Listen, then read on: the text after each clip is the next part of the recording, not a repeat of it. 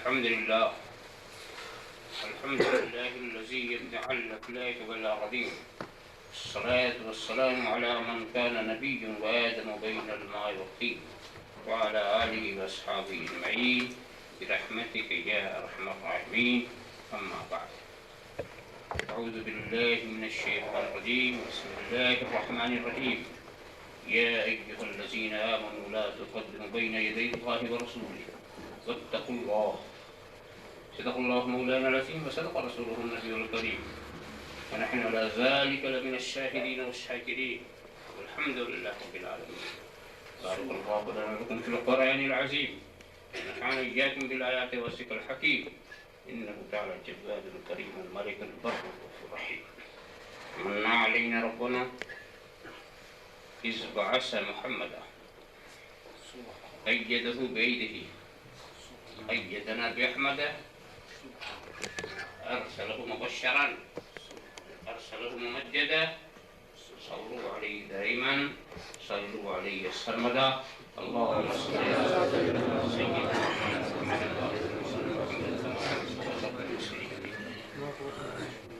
صدر گاہیش زیر آسما زرش نازک تر، نفس گم کردہ می آیت جنید و بایزینی جا. مصطفیٰ برسن خیش را کہ دین ہم اوست، اگر بہو نہ رسیدی تمام بول حبیش. وہ میری جان بھی، جان کی جان بھی، میرا ایمان بھی، روح ایمان بھی. وہ میری جان بھی، جان کی جان بھی، میرا ایمان بھی، روح ایمان بھی، محبت وحی آیات قرآن بھی، اور قرآن بھی روح قرآن بھی. محبت وحی آیات قرآن بھی، اور قرآن بھی روح قرآن بھی. نور و بشرا کا یہ امتزاج حسین، جیسے انگشتری میں چمکتا نگین. نور و بشرا کا یہ امتزاج حسین، جیسے انگشتری میں چمکتا نگین. عالم نور میں نور رحمان بھی، عالم انس میں بیک انسان بھی. عالم نور میں نور رحمان بھی، عالم انس میں بیک انسان بھی. نہ نبی کو ملے وسعت دم زدن، نہ ملک کی زباں کو مجال سخن. نہ نبی کو ملی وسعت دم زدن، نہ ملک کی زباں کو مجال سخن. لی مع اللہ وقت سے ظاہر ہوا ہے تمہارے لیے ایک وہ عن بھی. لی مع اللہ وقت سے ظاہر ہوا ہے تمہارے لیے ایک وہ عن بھی. مجھ سے مت پوچھ معراج کا واقعہ، مجھ سے مت پوچھ معراج کا واقعہ. ہے مشیت کے رازوں کا ایک سلسلہ، ہے مشیت کے رازوں کا ایک سلسلہ. اب دل کو ان کی رسائی پہ ایمان بھی، عقل ایسی رسائی پہ حیران بھی. دل کو ان کی رسائی پہ ایمان بھی، عقل ایسی رسائی پہ حیران بھی. کیا بتاؤں قیامت کا میں ماجرا، کیا بتاؤں قیامت کا میں ماجرا. رحمتوں غفلتوں کا ہے ایک مارکا، رحمتوں غفلتوں کا ہے ایک مارکا. کیا بتاؤں قیامت کا میں ماجرا، رحمتوں غفلتوں کا ہے ایک مارکا. رحمتوں غفلتوں کا ہے ایک مارکا. دل کو ان کی شفاعت پہ ایمان بھی، عقل اپنے کیے پہ پشیمان بھی. دل کو ان کی شفاعت پہ ایمان بھی، عقل اپنے کیے پہ پشیمان بھی. ناز سے ایک دن آپ نے یہ کہا، یہ بتا تائید سدرۃ المنتہا. ناز سے ایک دن آپ نے یہ کہا، یہ بتا تائید سدرۃ المنتہا. ہے تیرے سامنے عالم کل فقا، تو نے پائی کسی میں میری شان بھی. ہے تیرے سامنے عالم کل فقا، تو نے پائی کسی میں میری شان بھی، بولے یہ حضرت جبرائیل امی، اے نگاہ مشیت کے زہرا جبی، بولے یہ حضرت جبرائیل امی، اے نگاہ مشیت کے زہرا جبی، ہو تیرا مثل کوئی کبھی اور کہیں رب نے رکھا نہیں، اس کا امکان بھی۔ سبحان اللہ۔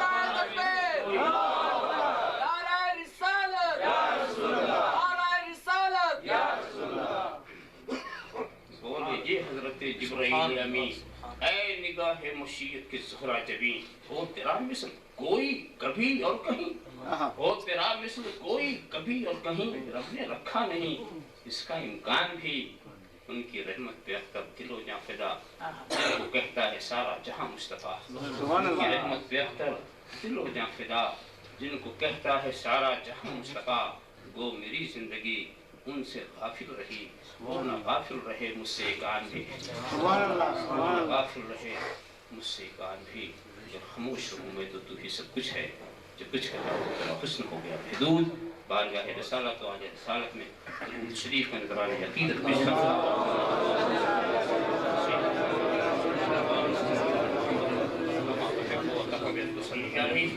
ایک بار اور حدیث پیش کرنا،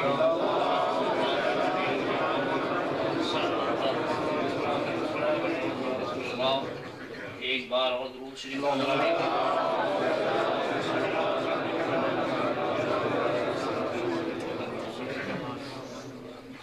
اس دنیا میں اور اس جہان آب و گل میں نہ جانے کتنی سلطنتیں آئیں اور چلی گئی،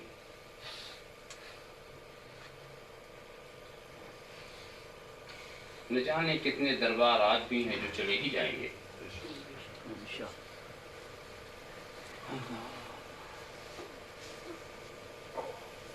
تو درباروں کے واقعات، ان کے تعلق سے تاریخی معلومات ہر ایک کے سامنے ہیں،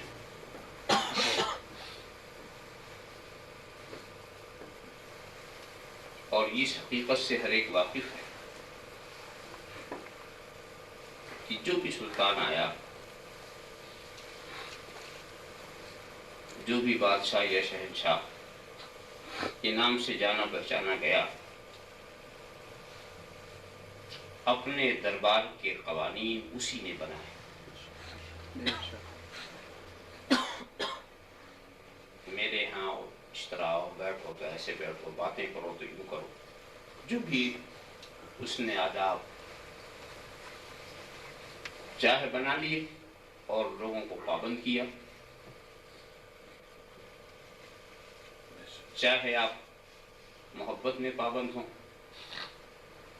یا خوف میں پابند ہوں یا لالچ میں پابند ہوں، بہرحال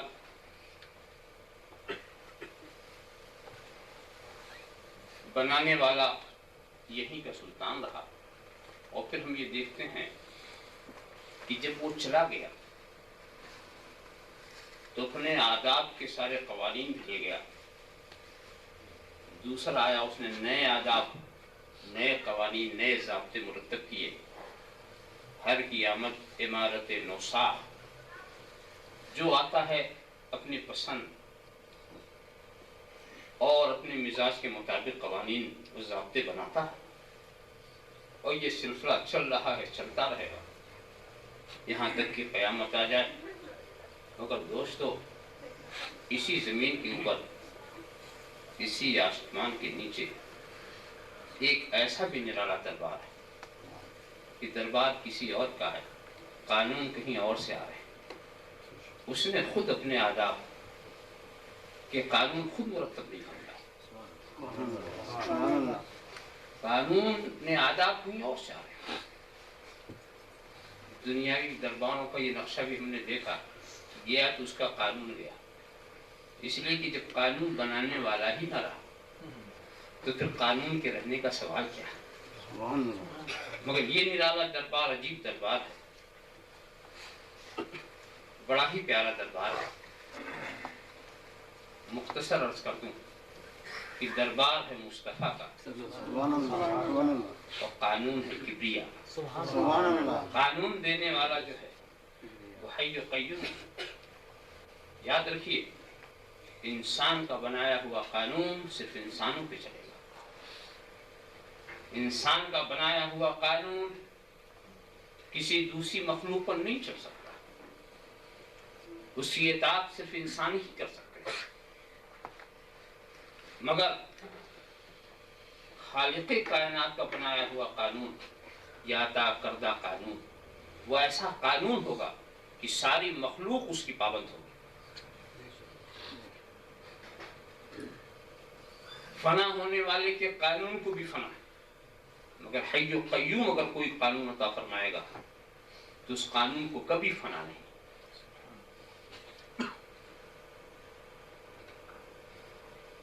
تو دربار ہے آئے رحمت صلی اللہ تعالی وسلم کا، اور قانون ہے رب العالمین قادر مطلق۔ بس مختصر سے وقت میں قانون کی چند مثالیں، آداب کی چند مثالیں میں آپ کے سامنے بیان کر کے آپ سے رخصت حاصل کر لوں گا۔ کوشش یہ کروں گا کہ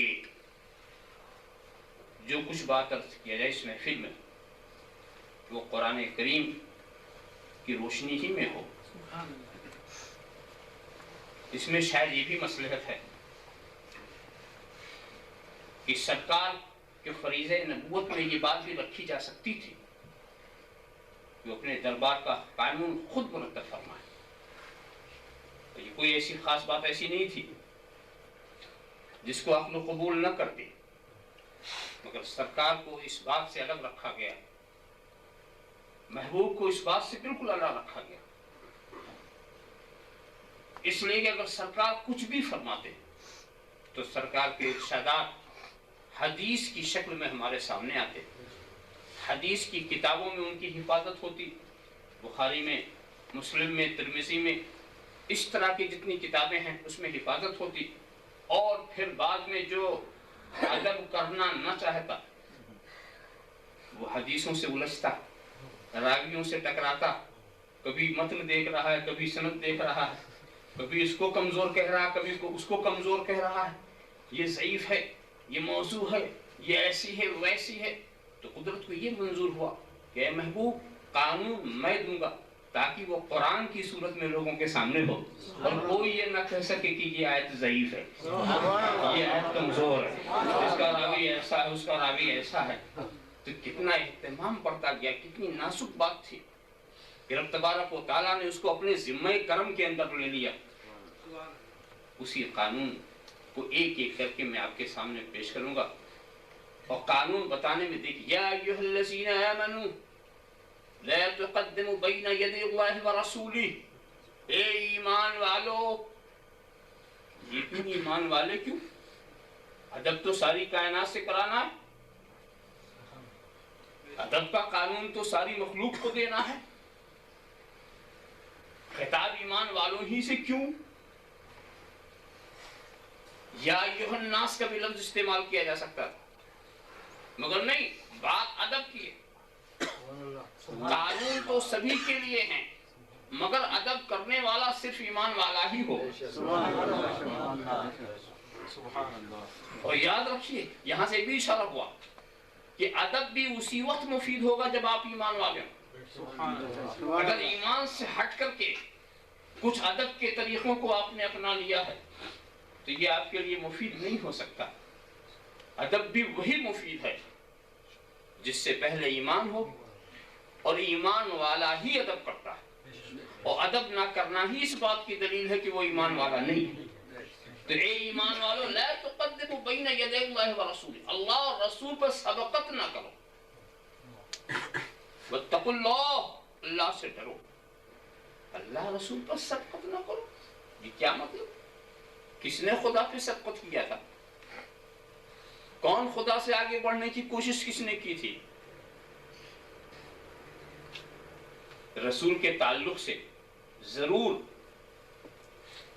احادیث کے صفحات میں یہ بات ملتی ہے، جس کو شان نزول قرار دیا گیا ہے، کہ کچھ لوگ ایسے تھے رمضان شریف آنے سے پہلے ہی روزہ شروع کر دیتے.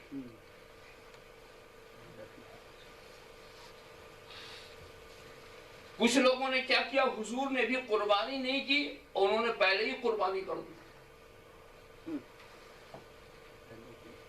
رمضان ابھی شروع نہیں ہوا، سرکار نے روزہ شروع نہیں فرمایا، انہوں نے روزہ شروع کر دیا. سرکار نے بھی قربانی نہیں فرمائی، انہوں نے قربانی شروع کر دی. کیا برا کام کیا تھا؟ کیا برا کام کیا تھا؟ روزہ تو ایک اہم عبادت ہے، پہلے سے شروع کر دیا تو کیا کون سی غلطی کی؟ مگر رب تبارک و تعالی اس انداز کو پسند نہیں فرما رہا کہ میرے نبی نے بھی عبادت شروع نہیں کی اور تم نے شروع کر دی. تم رسول پر سبقت لے جا رہے ہیں، رسول سے پہلے. اور سنو، یہ رسول پہ جو سبقت ہے یہی خدا پہ سبقت ہے. وہاں پر یہ بات نہیں تھی کہ خدا نے تو ابھی روزہ شروع نہیں کیا، تم نے کیسے کر لیا. خدا نے تو ابھی قربانی نہیں کی، تم نے. وہاں یہ مسئلہ نہیں تھا، بلکہ رسول پر سبقت، خدا پہ سبقت. یہاں سے اشارہ مل گیا، جو رسول کا بے ادب ہے وہ خدا کا بے ادب ہے. یہیں سے چھاپ، یعنی عبادت میں بھی تم نبی پہ سبقت مت کرو. نبی پہ سبقت عبادت میں بھی نہ کرو. تمہاری کوئی دلیل نہیں سنی جائے گی اگر تم روزے کے فضائل لے کے کھڑے ہو جاؤ گے. قربانی اور ایثار کے فضائل تم کی حدیثیں سناؤ گے، ہم نہیں سنیں گے. نبی نے بھی کیا نہیں، تو نے کر کیسے لیا؟ تیرا کام نبی کے پیچھے رہنے کا تھا، نبی سے آگے بڑھنے کا نہیں تھا.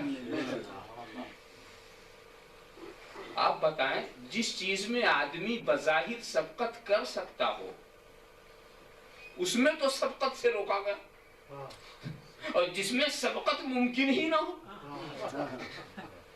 اگر اس میں کوئی سبقت کی بات کرے تو شقاوت قلبی کتنی بڑی ہوئی ہے، اس کا آپ اندازہ لگائیں.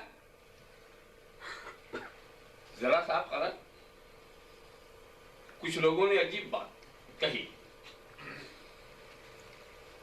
کہ نبی امتی سے ممتاز ہوتا ہے صرف علم میں.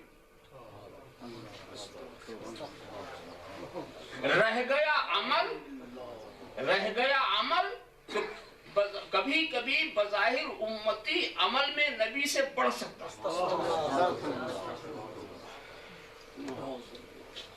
تو آپ نے دیکھا عمل میں امتی کو نبی سے بڑھا دیا. آپ خیال کرتے چلے جائیں. ایک نے تو یہ کیا اور دوسروں نے کیا کیا کہ علم میں نبی کو گھٹا دیا. دوسروں نے یہ کر دیا شیطان علم سے بھی کم. تو عمل میں اپنے کو بڑھایا اور علم میں اپنے استاد کو بڑھا دیا.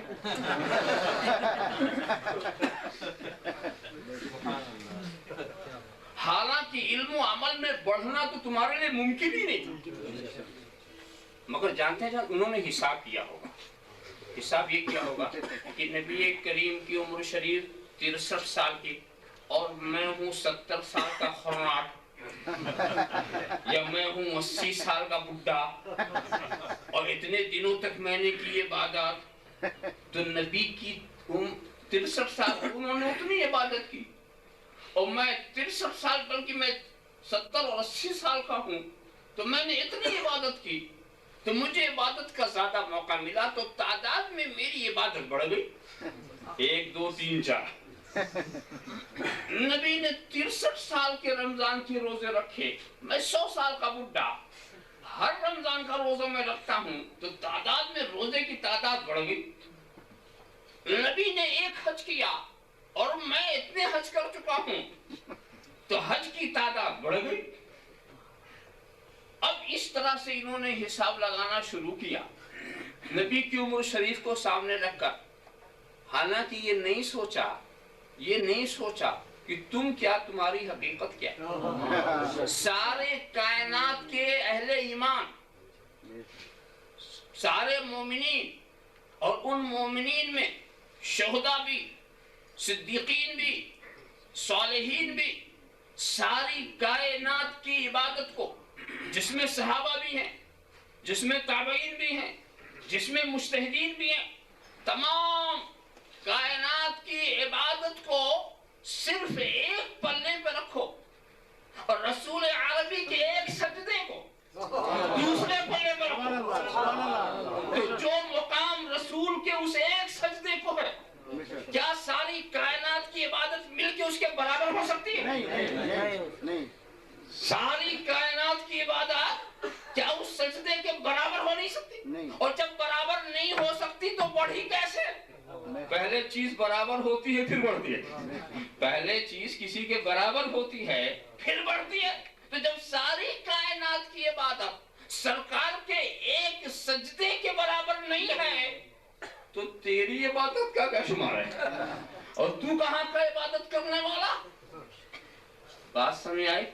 تو یہ بھی نہ سمجھ سکے کہ عبادت صحیح معنوں میں عبادت اس وقت بنتی ہے جب خدا قبول فرما لے۔ مفید، برابر، نتیجہ خیز عبادت اسی وقت ہوگی جب خدا قبول فرما لے۔ تم ساری کائنات کو خدا کی راہ میں خرچ کر دو مگر تمہیں وہ اجر نہ ملے گا جو صحابہ کرام اگر ایک چھوٹی سی چیز کو خدا کی راہ میں خرچ کرتے ہیں۔ اس چیز کو جب آپ نے اچھی طرح سے سمجھ لیا، قبولیت ہی ایسی چیز ہوتی ہے جس چیز کو خدا قبول فرما لے۔ اور اگر آپ کہیں صاحب نہیں، وہ گنتی والی بات، قبولیت کو ہٹا دیا، مرتبے کو ہٹا دیا، بھئی درجہ مت دیکھو کہ کس کی عبادت کا کیا درجہ، بس گن لو کہ سجدے کتنے ہوئے۔ اسی پر اگر آپ نے اصرار کیا تو ہم نے کہا ٹھیک ہے، جب اگر عمر ہی کی بات ہے تو چلو پھر چلو شمار کرو تم اپنی عمر ہی سے چلو، مگر ہم نبی کریم کی بھی پوری عمر کی بات کریں گے۔ تم عمر کی بات کرو، اب آپ بتاؤ کہ نور مصطفیٰ کی عمر کیا ہے؟ نور محمدی کی عمر تم نے 63 سال سمجھا۔ اول ما خلق اللہ نوری، سب سے پہلے مخلوق میری نور، میرا نور، تو نور مصطفیٰ تو سب سے پہلے مخلوق، نہ زمین نہ آسمان نہ عرش نہ فرش نہ مشرق نہ مغرب نہ شمال نہ جنوب۔ اب شمار کرو کہ نبی کی اصل عمر شریف کیا ہے، اصل عمر شریف کیا ہے۔ اور جب وہ نور مصطفیٰ تھا بارگاہ قدسی میں تو خدا کی حمد کر رہا تھا، تسبیح و تحلیل میں لگا ہوا تھا، ذکر الہی میں لگا ہوا تھا، تو اگر ایک دو والی گنتی سے بھی گنو تو بھی تمہارا عمل نبی کے عمل سے بڑھ نہیں سکتا، تمہارا ذکر نبی کے ذکر سے بڑھ نہیں سکتا، تمہاری تعریف و توصیف نبی کے تعریف و توصیف سے بھی نہیں بڑھ سکتی، تمہاری تحلیل و تحمید نبی کی تحلیل و تحمید سے نہیں بڑھ سکتی۔ ایسے بھی شمار کرو۔ حضرت جبریل سے بھی پوچھا تھا سرکار نے، جبریل تمہاری عمر کیا؟ کہ حضور بس ایسے اندازہ لگا لے، فنا حجاب عظمت میں ایک نور کو چمکتا ہوا دیکھتا تھا جس کو 70,000 برس کے بعد ایک بار دیکھتا تھا، جس کو 72,000 مرتبہ میں نے دیکھا۔ تو سرکار فرماتے جبریل وہ میرا ہی تو نور تھا، ذرا سا آپ خیال کریں۔ تو اب عمر کا اگر دیکھنا ہے تو اس طرح سے دیکھو، یا ایھا الذین آمنوا لا تقدموا بین یدی اللہ ورسولہ، جن چیز پر تم بڑھ ہی نہیں سکتے ان کی بات تو جانے دو، جس میں تم بظاہر بڑھ سکتے ہو، سبقت کر سکتے ہو، وہ بھی اس کی بھی تمہیں اجازت نہیں ہے۔ سرکار نے بھی عبادت نہیں شروع کی تو اب ایسے حال میں عبادت کرنا بھی بے ادبی۔ قربانی سرکار نے نہیں شروع کی، سرکار سے پہلے قربانی کرنا بھی بے ادبی ہے۔ اسی سے علماء نے ایک مسئلہ نکالا کہ نبی کے زمین پہ چلنے میں بھی نبی سے آگے نہ چلو۔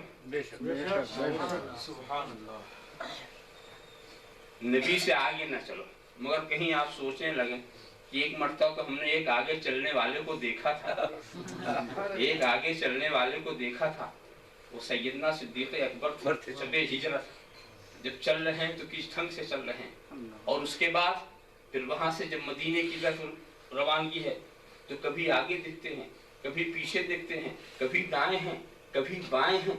اب ان سے جا کر کہو یا صدیق اکبر لا تقدموا بین یدی اللہ ورسولہ، اللہ اور رسول پر سبقت مت کرو، اللہ اور رسول پر۔ تو ان کا عجیب پیارا جواب ہوگا، نادان تو نہیں جانتا کہ کیا چیز ہے، میں جو بڑھ رہا ہوں وہ بڑھنے کے لیے نہیں بڑھ رہا ہوں، میں سبقت کرنے کے لیے نہیں بڑھ رہا ہوں، بلکہ مجھے خیال ہوتا ہے کہیں آگے سے کوئی سرکار کو اذیت نہ پہنچائے تو میں آگے آ جاتا ہوں، خیال آتا ہے کہیں دائیں نہ کوئی پیسہ آ جاتا ہوں، خیال آتا ہے پیچھے تو میں آگے پیچھے دائیں بائیں اپنی غلامی کا حق ادا کرنے کے لیے چکر لگا رہا ہوں۔ تو رقص کرنا اور ہے، چکر لگانا اور ہے، قربان ہونا اور ہے، اور سبقت کرنے والی بات اور ہے۔ رساخت میں لا تقدموا بین یدی اللہ ورسولہ، اللہ اور رسول سے راستہ چلنے میں بھی مت بڑھو۔ اب جو لفظوں میں پڑھنا چاہتے ہیں، عبادتوں میں پڑھنا چاہتے ہیں، عبادتوں میں پڑھنا چاہتے ہیں تو ان کی عبادت ہی نہیں ہے، پہلے عبادت تو بنا لو، پہلے عبادت ہو پھر پڑھو، اس کی بھی اجازت ہے۔ جن کی عبادت تھی ان سے کہا گیا، اور یہ خدا رسول کی بے ادبی، یہ حقیقت میں یہ خدا کے بارگاہ کے ادب ناشناسی ہوگی۔ خدا کے بارگاہ کا ادب شناس بننا ہے تو مصطفیٰ کی بارگاہ کے ادب شناس بنو۔ یہ دیکھیے نہایت ہی بنیادی نقطہ ادب کا ہمیں دیا گیا، اور اس کے بعد پھر اور جگہ جگہ جہاں ذرا بھی بے ادبی کی صورت نظر آئی، بے ادبی کی حقیقت نہیں، بے ادبی کی صورت، اس لیے کہ صحابہ سے بے ادبی کی حقیقت تو مل ہی نہیں سکتی، صورت کہ صحابہ کو روکا گیا ورنہ بعد میں بے ادبوں کو موقع مل جائے گا، اگر ان کو نہ روکا گیا تو بعد میں بے ادبوں کو موقع مل جائے گا۔ حالانکہ صحابہ کی وہ نیت کیوں تھی، ذرا بھی گنجائش نہیں چھوڑی۔ فاروق اعظم یہود کے علماء سے جو توریت کی باتیں کبھی سننے چلے گئے اور وہاں سے ایک پرچہ لے کر آئے اور لا کے سرکار کے سامنے پڑھنا شروع کیا، اس میں کیا بات تھی، کوئی غلط بات نہیں تھی، سرکار کی تعریف تھی، سرکار کی تعریف ہی تھی، مگر سرکار غضبناک ہو گئے، انہیں معذرت کرنی پڑی۔ صدیق اکبر نے توجہ مبذول کرائی، عمر دیکھتے نہیں سرکار کا چہرہ، دیکھا آپ نے، کیا رسول کو یہ ڈر تھا کہ عمر بہک جائیں گے؟ کیا رسول کو یہ ڈر تھا کہ عمر یہودیوں کے چکر میں آئیں گے؟ رسول کو تو اپنے عمر پر اتنا بھروسہ تھا، اور اب اپنے عمر کی وہ شان کے ایسا عارف تھے، وہ کہہ رہے خود ہی فرمایا تھا لو کان بعدی نبی لکان عمر، اگر میرے بعد کوئی نبی ہوتے تو عمر ہوتے۔ سرکار خود جانتے ہیں کہ شیطان عمر کو کیا دھوکہ دے گا، بلکہ سرکار کا عمر وہ شان رکھتا کہ جس راستے پر حضرت فاروق اعظم چلتے تھے شیطان دیکھتا تھا تو مڑ جاتا تھا، جب شیطان قریب ہی آنے کو تیار نہیں تو دھوکہ کیا دے گا، مگر ان کو بھی روک دیا گیا، ان کو بھی روک دیا گیا دوسرے کی کتاب پڑھنے سے، تو اس لیے نہیں کہ انہیں بچانا تھا، اس لیے کہ پوری امت کو بچانا تھا۔ اگر آج عمر کو اجازت دے دی گئی، آج اگر عمر کو اجازت دے دی گئی تو کل کا انسان یہ کہہ سکتا ہے کہ غیروں کی کتاب پڑھنا سنت فاروق اعظم ہے، سنت عمر ہے، تو لوگ سنت صحابہ کا نام لے کر کے غیروں کی کتاب پڑھیں گے، ان کے جلسوں میں جائیں گے، ان کی باتیں سنیں گے، تو کہہ دیا گا کہ جب ان کو روکا گیا تو اب ان سے بڑا کون ہے جسے روکا نہ جائے، جب ان کو روکا گیا تو اور کون ہے جسے منع نہ کیا جائے۔ تو صحابہ کرام کو جو آداب دیے گئے ہیں وہ ہم کو درس دینے کے لیے، ہم کو سبق، ان کی نیت تو بڑی پاکیزہ تھی، بڑی پاکیزہ نیت تھی، پاکیزہ نیت سے سے بھی کوئی کام اگر انہوں نے کیا اور وہ ایسا کام جو بظاہر ادب کے خلاف نظر آیا تو آیت قرآنی آ گئی۔ آپ خیال کریں حضرت قیس کا وہ واقعہ، چونکہ آواز آپ کی کچھ بلند تھی، جب بولتے تھے تو آواز بلند ہو جاتی تھی اور کان سے اونچا سنتے تھے۔ عموماً دیکھا گیا ہے جو کان سے اونچا سنتا ہے اس کی آواز تیز ہوتی ہے، وہ سمجھتا ہے جب میں نہیں سنتا تو دوسرا بھی نہیں سنتا ہوگا، تو وہ تیز بولتا ہے کہ خود بھی سن سکے دوسرا بھی سن سکے۔ تو ایسا آواز جب یہ آیت کریمہ اتری، یا ایھا الذین آمنوا لا ترفعوا اصواتکم فوق صوت النبی، اے ایمان والو نبی کی آواز پر اپنی آواز بلند نہ کرو۔ ذرا سا آپ خیال کریں، آواز تو ایک فطری چیز ہے اور کسی کی آواز عذر سے بھی بلند ہو سکتی ہے، نبی کی آواز پر اپنی آواز بلند نہ کرو۔ یہ آیت کا اترنا تھا کہ حضرت قیس بے چین و مضطرب ہو گئے، گھر میں بیٹھ گئے کہ میرے لیے تو قرآن کی آیت آ گئی، میں تو جہنمی ہو گیا، نہ کوئی بحث نہ کوئی مباحثہ۔ اے ایمان والو نبی کی آواز پر اپنی آواز بلند نہ کرو، وَلَا تَجْهَرُوا لَهُ بِالْقَوْلِ كَجَهْرِ بَعْضِكُمْ لِبَعْضٍ، اور نبی کو ایسا مت پکارو جیسا آپس میں ایک دوسرے کو پکارتے ہو۔ أَن تَحْبَطَ أَعْمَالُكُمْ وَأَنْتُمْ لَا تَشْعُرُونَ، کہیں ایسا نہ ہو کہ تمہارے اعمال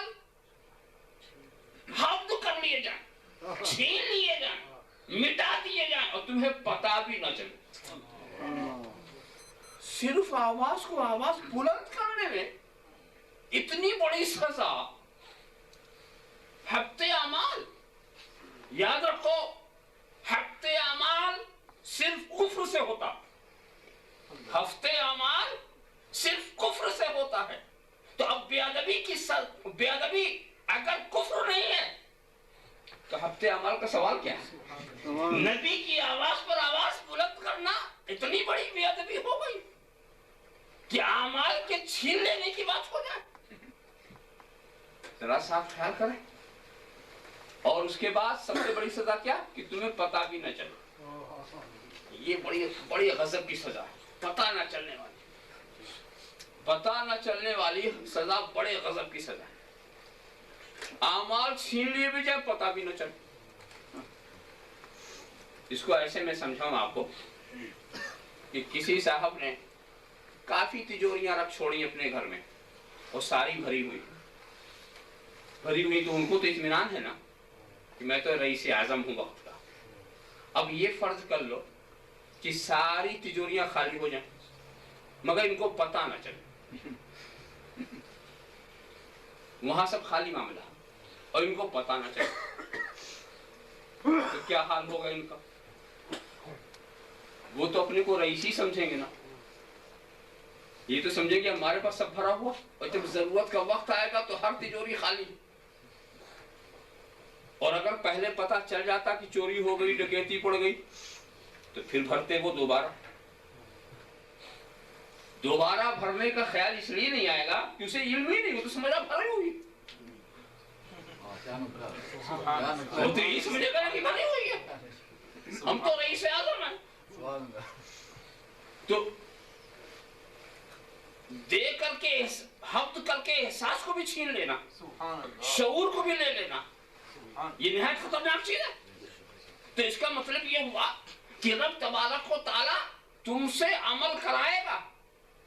اگر تو بے ادب ہے تو یہ نہ سمجھنا کہ خدا عمل نہیں کرائے گا، رب تبارک و تعالیٰ تم سے عمل کرائے گا، خوب کرائے گا، تم کرتے جاؤ گے وہ مٹاتا جائے گا، تم کرتے جاؤ گے وہ مٹاتا جائے گا، اور تم سمجھو گے خزانہ بھرا ہوا، اس لیے کہ مٹانے کا علم، مٹنے کا علم تجھے نہیں ہو رہا، مٹنے کا علم تجھے نہیں ہو رہا۔ اب جب میدان قیامت میں تم پہنچو گے سمجھو گے ہمارے پاس نمازیں بہت، روزے بہت، حج بہت، پتہ چلا وہاں تو کچھ بھی نہیں ہے، وہاں تو کچھ بھی نہیں ہے۔ اور اگر خدا مٹاتا اور مٹاتے کے ساتھ مٹنے کا علم بھی دے دیتا تو پھر بھرنے کی کوشش ہو جاتی. پھر تم یہ سوچتے کہ یہ مٹ کیوں رہا ہے, اس کے اسباب کیا ہیں, اس کے علل کیا ہیں, اس کے وجوہات کیا ہیں. لاؤ ان وجوہات کو ختم کر دیا جائے, لاؤ ان اسباب کو ہٹا دیا جائے تاکہ یہ ہماری دولت ضائع نہ جائے. مگر خدا ایسی سزا دے رہا ہے کہ تم سے کام بھی کرا رہا ہے. نماز صرف پڑھا ہی نہیں رہا ہے, اس کام کے لیے تمہیں دوڑا بھی رہا ہے, ادھر سے ادھر ادھر سے ادھر, نہ جانے کتنے چکر کٹوا رہا ہے, سب کچھ کرا رہا ہے, روزے بھی رکھوا رہا ہے, سب کچھ کرا رہا, حج بھی کرا رہا, پیسے بھی لٹوا رہا, سب کچھ کرا. اور تم سمجھتے ہو کہ ہم وقت کے مجاہد ہیں, ہم وقت کے غازی ہیں, ہم وقت کے مبلغ اعظم ہیں, ہم مصلح ہیں, ہم عابد ہیں, ہم عارف ہیں. یعنی خدا سب کچھ مٹا کے تمہیں شعور نہیں دے رہا, سب کچھ مٹا بھی رہا ہے, تمہیں شعور نہیں دے رہا. جب میدان قیامت میں تم پہنچو گے تو سب سے زیادہ کنگال تم ہی نظر آؤ گے کہ خدا نے مٹا دیا, شعور تک نہیں دیا مٹے. یہ بہت بڑی سزا ہے. دولت بھی ختم ہو جائے, پتہ بھی نہ چلے, ہم اپنے کو رئیسی سمجھے رہے, اور پتہ چلے کہ ہم تو پہلے ہی سے کنگال ہو چکے ہیں, لے گیا لے جانے والا, احساس تک نہیں. تو یہ تو حال رہا جناب بے ادبی کرنے والوں کا. اور واقعی پھر دیکھو وہ کیسے ادب کرنے والے تھے کہ حضرت قیس دربار کی حاضری کتنی بڑی سعادت تھی, اور کیسی چاہت تھی صحابہ کو, مگر چھوڑ دیا کہ آواز بلند ہوتی. صدیق اکبر فاروق اعظم کا حال یہ ہوا کہ اتنا آہستہ بولنے لگے کہ کبھی کبھی سرکار کو دوبارہ پوچھنا پڑتا تھا کیا کہہ رہے ہیں. کچھ صحابہ کرام تو منہ میں کنکڑی لے کے بولنے لگے کہ آواز غیر شعوری طور پر بھی آگے نہ بڑھ سکے. سرکار نے حضرت قیس کو جب ملاحظہ نہیں فرمایا, کہا قیس کہاں. لوگوں نے سرکار کی بات ان کے کانوں تک پہنچائی, کہا میں تو جہنمی ہو گیا, میں تو جہنمی ہو, میری آواز بلند ہو جاتی. حالانکہ اس میں ارادہ نہیں, گستاخی کی بات نہیں, گستاخی کا تصور بھی نہیں ہے, مگر دیکھو روح سعادت کتنی.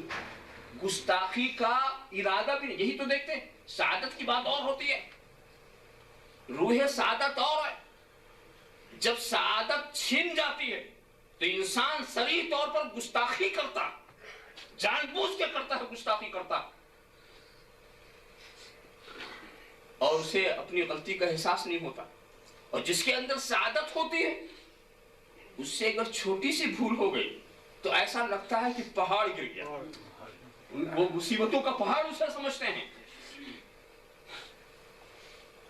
کسی نے جا کے حجت نہیں کی نبی سے کہ حضور یہ تو ایک فطری چیز ہے, اگر بلند ہو جائے تو اس میں ہمارا اختیار بھی نہیں, یہ خدا نے ہمیں ایسی ہی آواز دے رکھی, کوئی عذر نہیں, کوئی عذر نہیں. تو سرکار کے کانوں تک جب یہ بات پہنچی, کہا نہیں, قیس جنتی ہے, قیس جنتی ہے, ذرا سا آپ خیال کریں. اور اس کے بعد جب یہ آواز پست کرنے لگے, صدیق اکبر, فاروق اعظم, دیگر صحابہ کرام ادب کے ساتھ آہستہ جب بولنے لگے تو ان کی شان میں بھی آیت کریمہ اتر آئی, ان الذین یغضون اصواتهم عند رسول اللہ اولئک الذین امتحن اللہ قلوبهم للتقوی. جو لوگ رسول کی بارگاہ میں اپنی آواز پست کرتے, پست کرتے, آواز پست کرتے, یہی وہ لوگ ہیں جن کے دلوں کو اللہ نے تقوی کے لیے چن لیا. اب پتہ چل گیا کہ تقوی علم سے نہیں ملتا, تقوی ظاہری عمل سے نہیں ملتا. اگر علم سے کسی کو تقوی ملتا تو سب سے بڑا متقی ابلیس ہوتا, اگر عمل سے ملتا تو بھی متقی ہوتا. تقوی جو ہے وہ علم سے نہیں ملتا, عمل سے نہیں ملتا, ریاضت و مجاہدے سے نہیں ملتا. تقوی ملتا ہے خدا کے فضل سے, خدا کی مہربانی سے. جس کو چاہے وہ تقوی دے دے. اور تقوی وہ کسے دے گا, کس کو دے گا؟ ان الذین یغضون اصواتهم, وہ لوگ جو نبی کی بارگاہ میں اپنی آواز پست کرتے ہیں, یعنی ادب کرنے والوں کو تقوی ملتا ہے. بے ادبوں کو تقوی تو کبھی مل ہی نہیں سکتا. ادب کرنے والوں کہ دلوں کو رب نے تقوی کے لیے چن لیا اور ان کے لیے مغفرت ہے، ان کے لیے اجر عظیم ہے۔ میں آپ کو بتاؤں، بعض باتیں ایسی ہیں جو سرسری طور پر دیکھو تو خاص اہمیت نہیں، مگر قرآن نے ہر جگہ نبی کی بارگاہ کے آداب کو بہرحال محفوظ کیا، ملحوظ رکھ کر کے احکامات ہمیں عطا فرمائے۔ کچھ آ گئے لوگ بیچے اور آنے کے بعد دروازے پر حضور کو بلانے لگے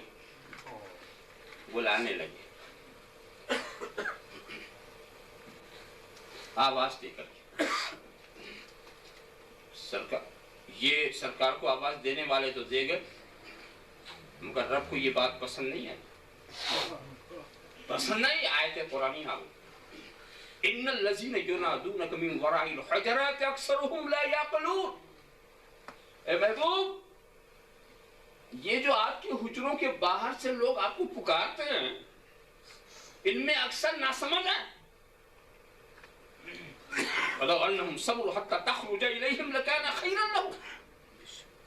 اگر وہ صبر کرتے کہ آپ خود ہی ان کے پاس تشریف لاتے تو یہ ان کے لیے بہتر تھا۔ یہ آواز لگا لیں، یہ دوسروں کو آواز لگا لیں، جیسے دوسرے گھروں میں لوگ آواز لگاتے ہیں، یہاں کریں۔ یہ نبی کی بارگاہ ہے، یہاں آواز لگا کے بلانا بھی بے ادبی ہے۔ اس مقام پر ایک بات آپ سوچ سکتے ہیں کہ بھئی اگر ہم آواز نہیں لگائیں تو ہمارے آنے کی رسول کو خبر کیا ہو؟ اسی لیے اسلامی آداب یہ ہیں کہ کسی کے گھر پر جاؤ تو پہلے آواز لگاؤ، سلام کرو، اگر پہلی آواز پر نہیں کوئی بولا تو پھر آواز لگا دو، تیسری پر کھاؤ تو پھر آواز لگا دو۔ طریقہ ہے، ہم جا کے کسی کے دروازے میں کھڑے رہیں تو صبح سے شام تک کھڑے رہیں گے، گھر والا بیچارہ اپنے کام میں لگا، اسے کیا پتا کہ باہر کون آیا؟ تو آواز لگانا تو بہت ضروری ہے نا، اور آواز لگانا کوئی عیب کی بات نہیں۔ ہاں، یہ تعلیم ضرور دی جا سکتی تھی کہ اے لوگوں، نبی کو پکارتے ہو تو یا محمد کہہ کے نہ پکارو، یا ابوالقاسم کہہ کے نہ پکارو، آواز لگاتے تو یا رسول اللہ کہہ کے بلاؤ، یا نبی اللہ کہہ کے بلاؤ، یا حبیب اللہ کہہ کے بلاؤ۔ یہ سبق دینا چاہیے تھا نا، مگر سبق تو یہ دیا جا رہا کہ نہیں، کچھ بھی مت کہو، یا حبیب اللہ بھی نہیں، یا نبی اللہ بھی نہیں، یا رسول اللہ بھی نہیں، یا سید المرسلین بھی نہیں، یا خاتم النبیین بھی نہیں۔ نبی کو ندا مت دو، نہ نام سے نہ صفات سے۔ نام سے پکارنا تو بے ادبی تھا نا، مگر محبت سے یا حبیب اللہ کہنے میں کون سی بے ادبی، یا رسول اللہ کہنے میں کون سی بے ادبی، یا سید المرسلین کہنے میں کون سی بے ادبی۔ اور اگر ہم ایسا نہ کہیں گے تو سرکار کو پتہ کیا لگے گا کون آیا ہے، سرکار کو کیسے خبر ہوگی؟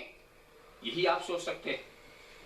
واقعی دوستو، ذہن کی تطہیر کی جا رہی ہے کہ آواز لگانے والے سوچ، تو کس کی بارگاہ میں آواز لگا رہا؟ تیرے ذہن میں یہ کیسے خیال آیا کہ تو ان کی چوکھٹ پر جائے انہیں علم نہ ہو؟ تیرے ذہن میں یہ خیال کیسے آیا؟ ارے نادان جو عرش و کرسی کی باتیں بتا رہا ہو، وہ اپنے دروازے کی بات نہ جانے گا، وہ اپنے دروازے کی بات نہ جانے گا کہ کون آیا ہے؟ ارے اگر نادان ہوتا تو آواز دیتے تو ٹھیک تھا، مگر خبر والے کو مت پکارو، علم والے کو نہ پکارو۔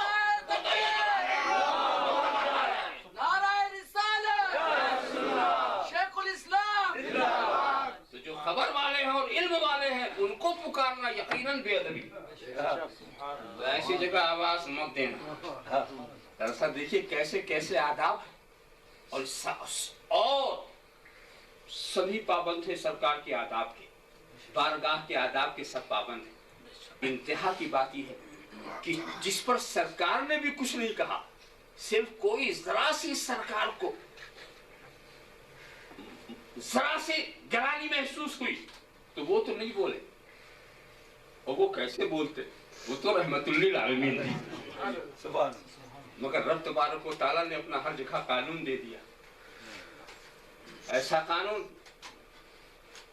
وہ قصہ یاد کرو کہ جب حضور نے حضرت زینب سے نکاح کیا اور ولیمے کے لیے دعوتیں دی، سرکار کا جو دولت قدہ تھا وہ اپنی رفعت اور اپنی روحانی وسعت اور خیر و برکت کے لحاظ سے نہایت ہی طویل، نہایت عریض، نہایت ہی بلند،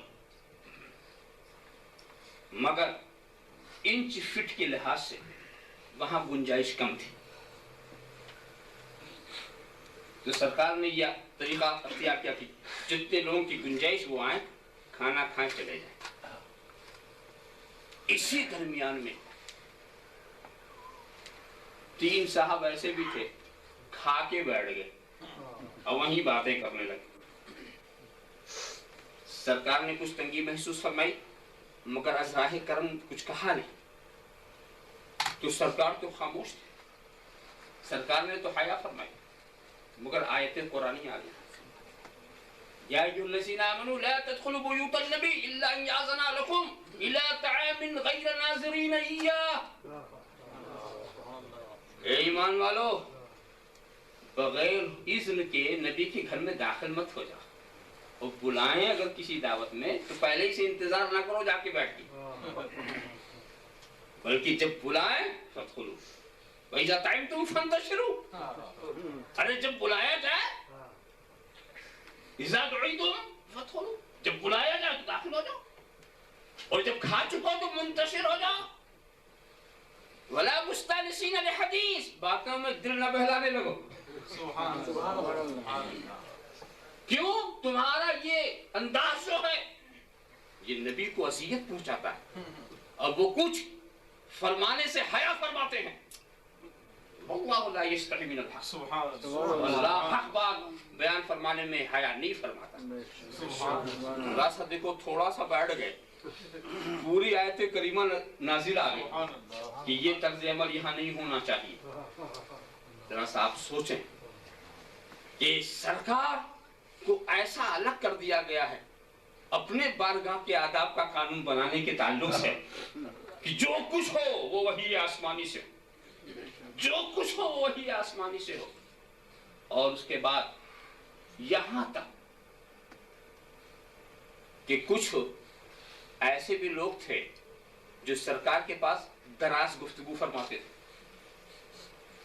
کچھ رئیس صحابہ کرام آ کے بیٹھ جاتے، بڑی باتیں کرتے تھے، اور سرکار از راہ کرم ان کو کچھ کہتے بھی نہیں تھے.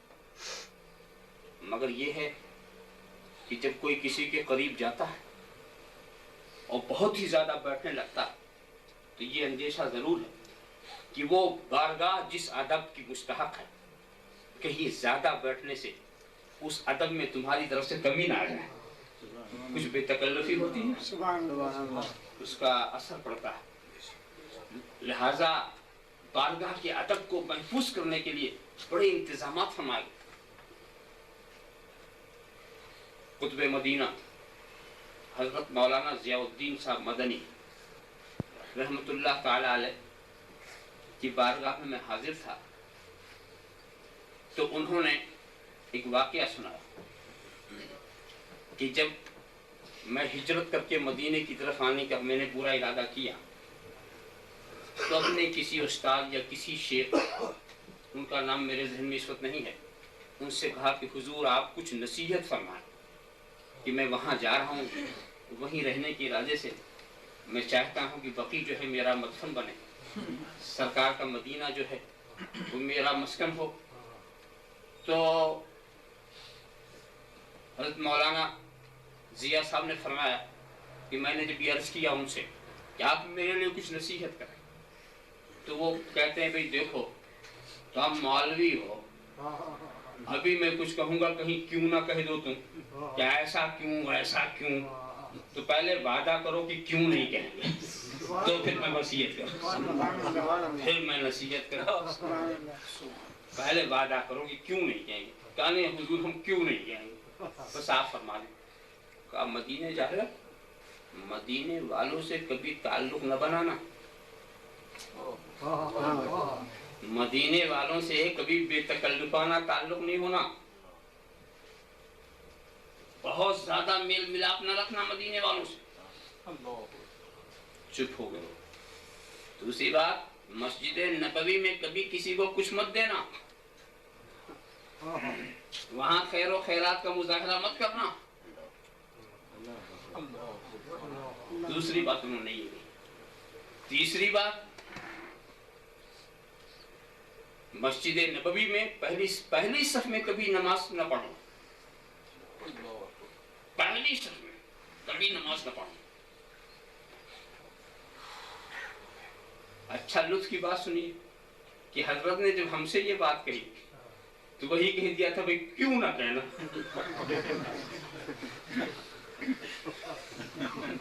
تو میں بھی کچھ کیوں نہیں کہہ سکا کہ حضرت اس میں کیا مصلحت ہے، کیوں ایسا کہہ رہے ہیں. تو ان کو جس نے بتایا انہوں نے بھی کیوں سے روک دیا. تو حضرت نے بھی اس کا ذکر کیا ہوئے بھئی کیوں نہ کہو تو میں بتا دوں. تو وہاں بھی میں کیوں نہیں کہہ سکا. مگر میں جب سوچنے لگا تو بات مجھے یہی سمجھ میں آئی. ہو سکتا ہے اس سے اچھی بات آپ کے ذہن میں آ جائے، مگر میرے ذہن میں یہی ہے کہ جب تم مدینے والوں سے بے تکلف ہو جاؤ گے، بہت زیادہ میل و ملاپ ہوگا، بہت زیادہ آنا جانا شروع ہوگا، تو مدینے والا جس ادب کا مستحق ہے وہ کر نہ سکو گے. مدینے والے کی تم تعظیم نہ کر سکو گے. اس لیے روکا گیا ہے کہ وہاں کے ذرے تعظیم کے لائق.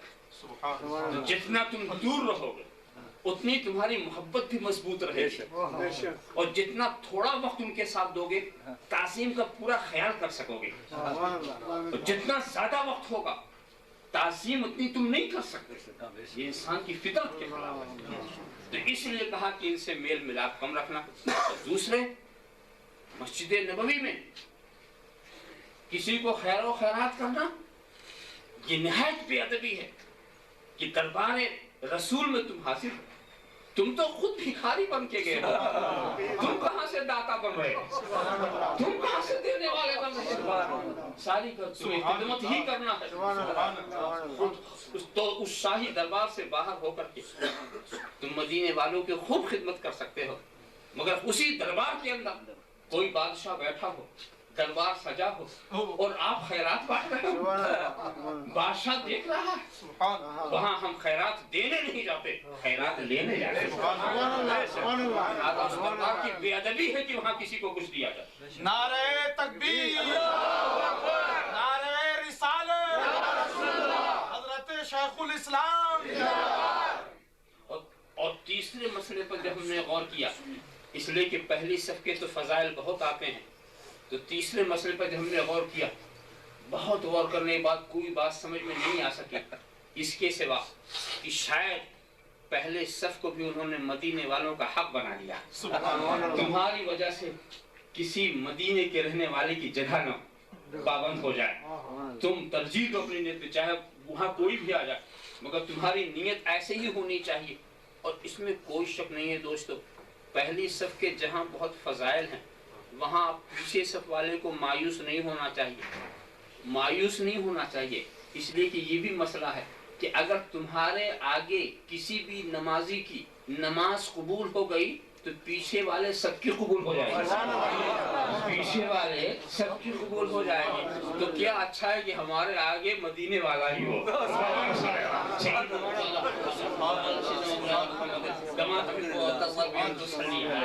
تو بس یہی میں کہنا چاہتا ہوں.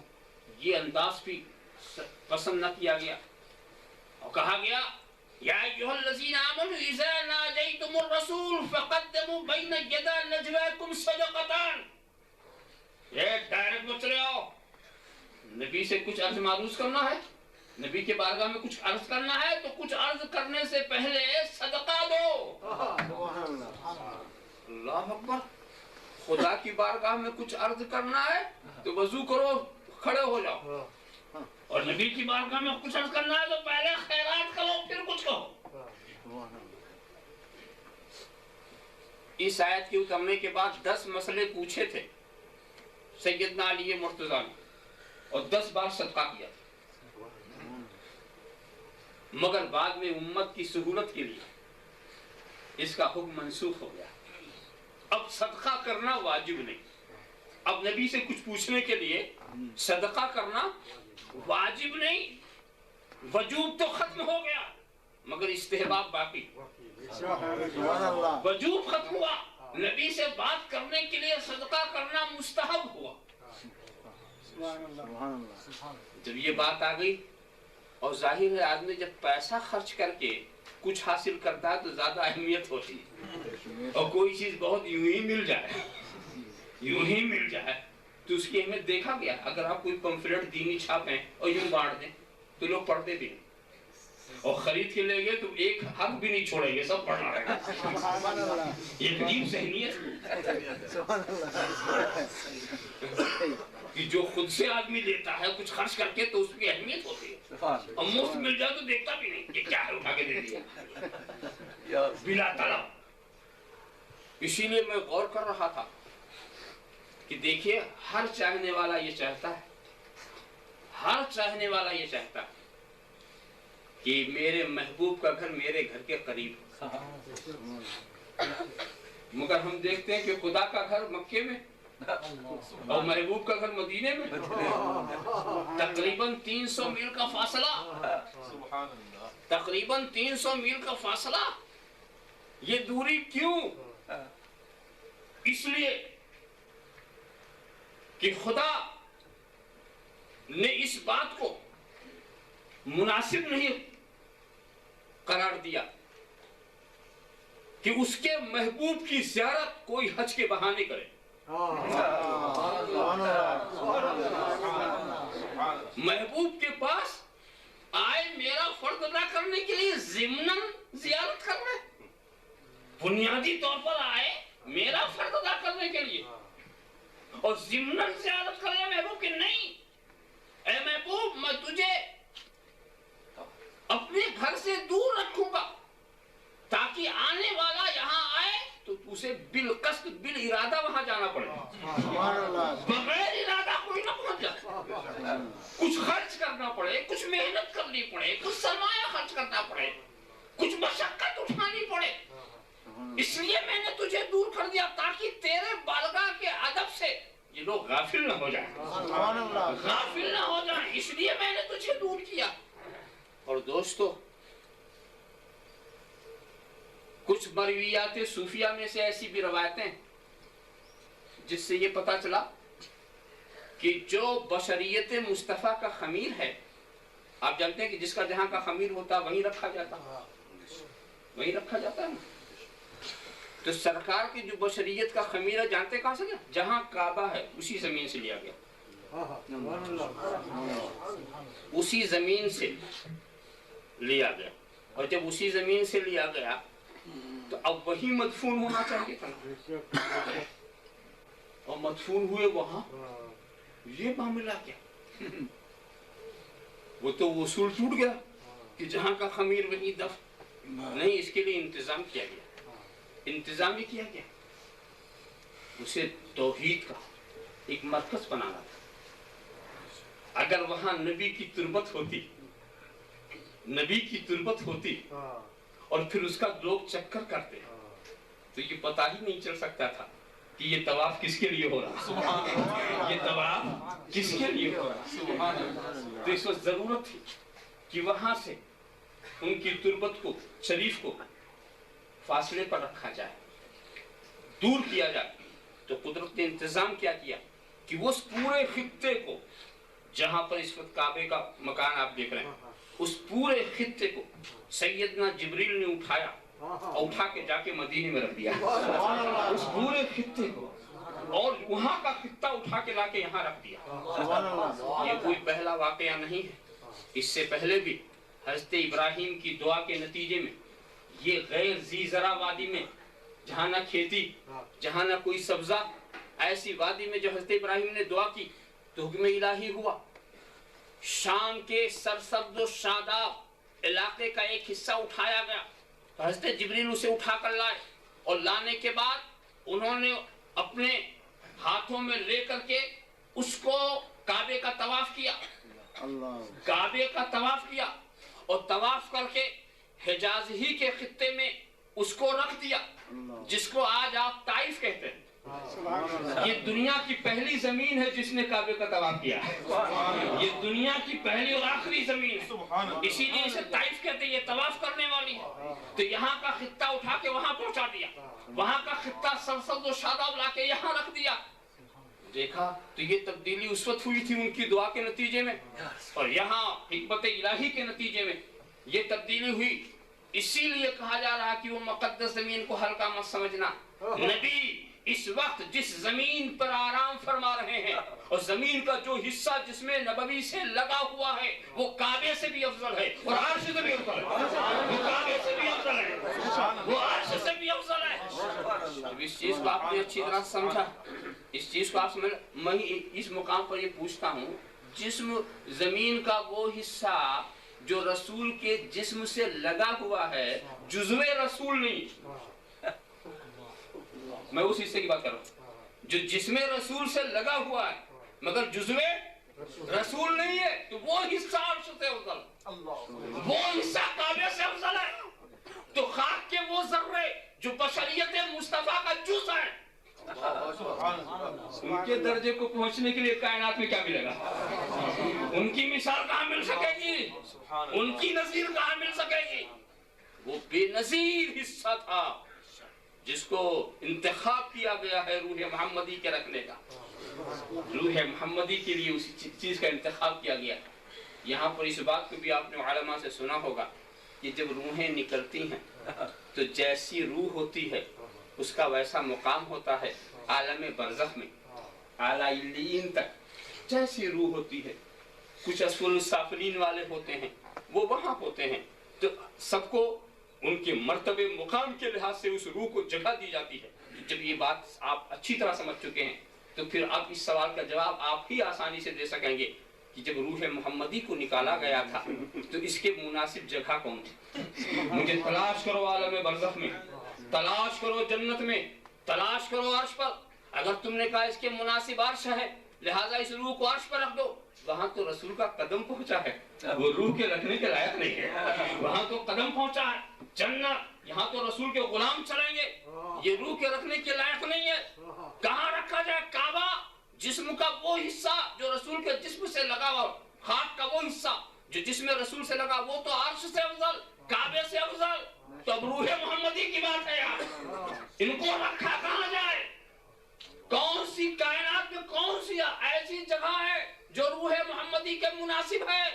تو جواب یہی ہوگا کہ روح محمدی کے مناسب وہی جسم محمدی ہے، وہی جسم محمدی ہے۔ اس روح کو وہی پلٹا دو، وہی ان کا برزخ ہے۔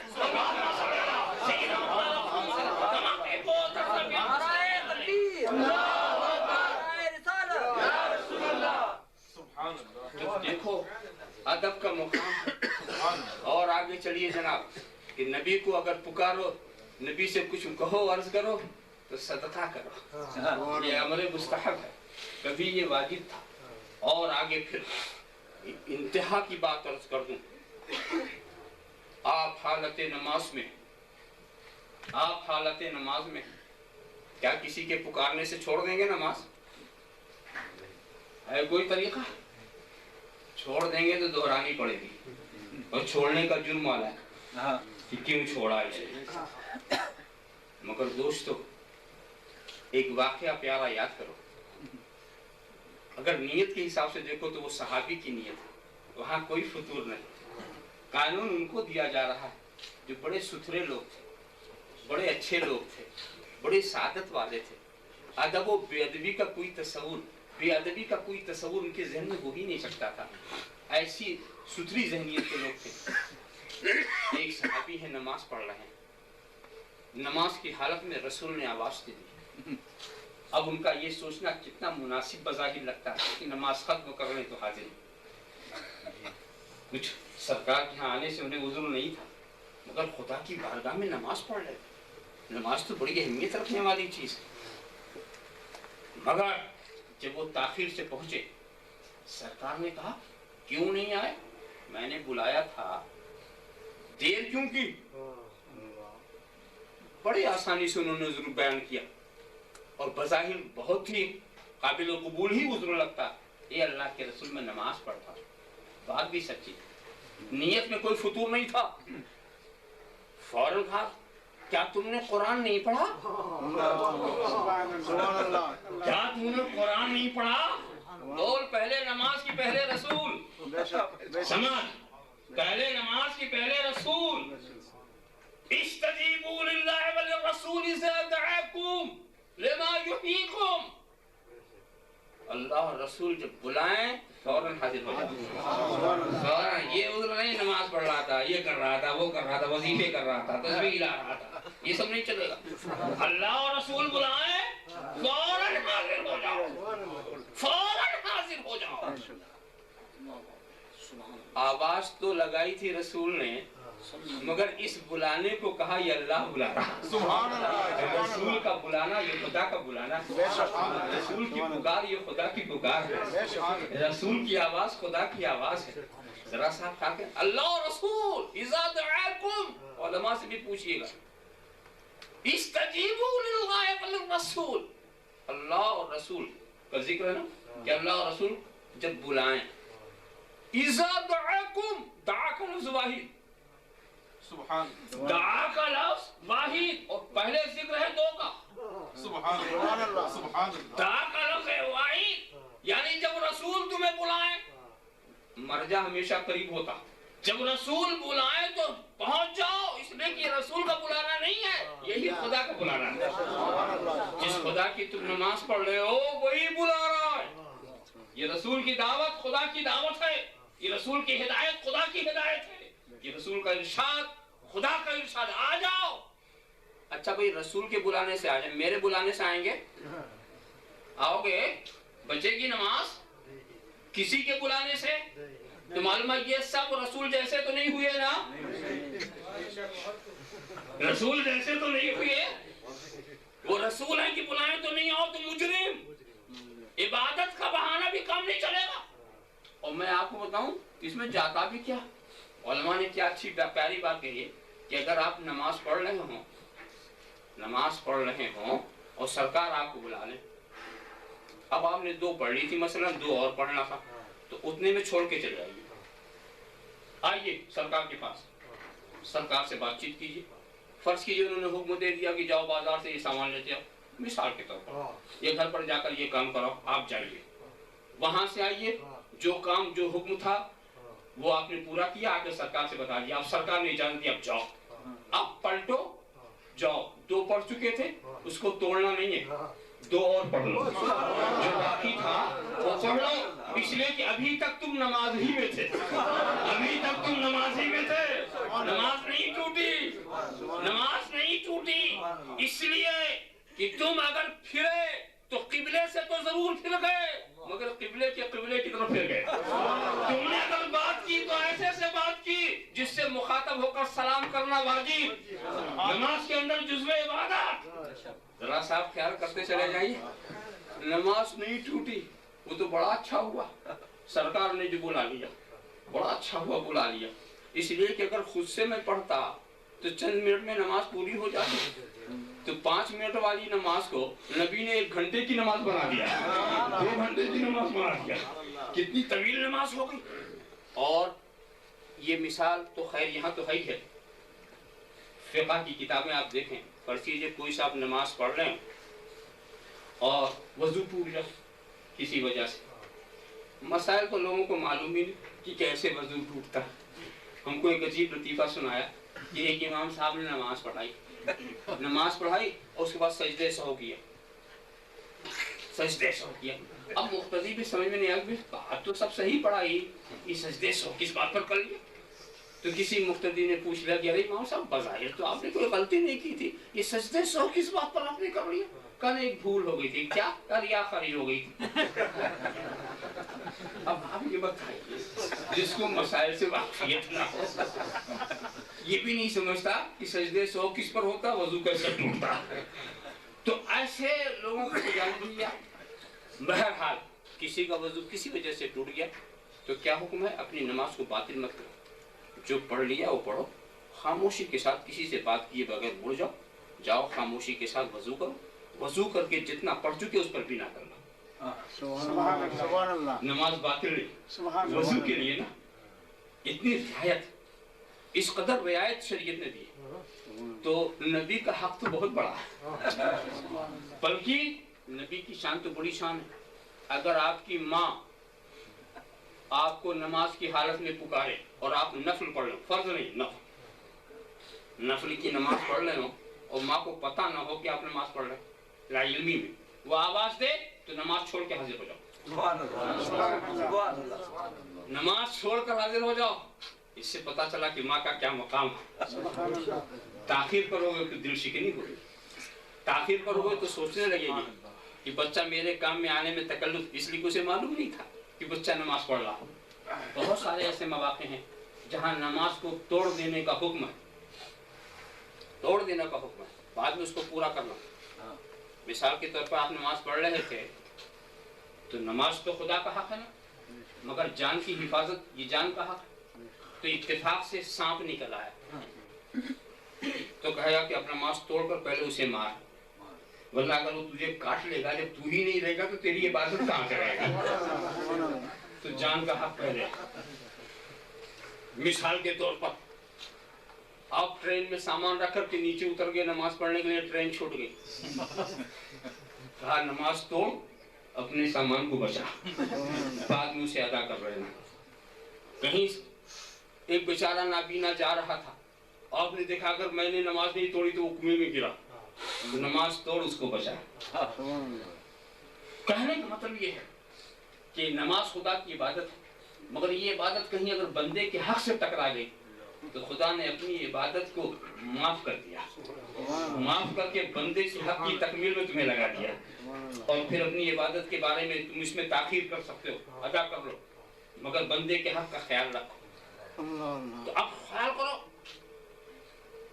سرکار جب بلائیں آواز دیں استجیبوا للہ وللرسول اذا دعاکم لما یحییکم، یہ رسول تمہیں زندگی دیتا ہے۔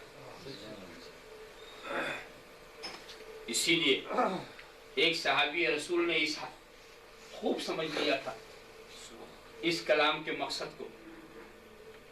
نئی نئی شادی ہوئی تھی، رات کو غسل کی حاجت ہوئی، مگر سرکار کے ندا کرنے والے نے، منادی نے آواز دیا جہاد کی، تو وہ چل پڑے، نکل پڑے بغیر جس میں بھی تاخیر ہو جائے۔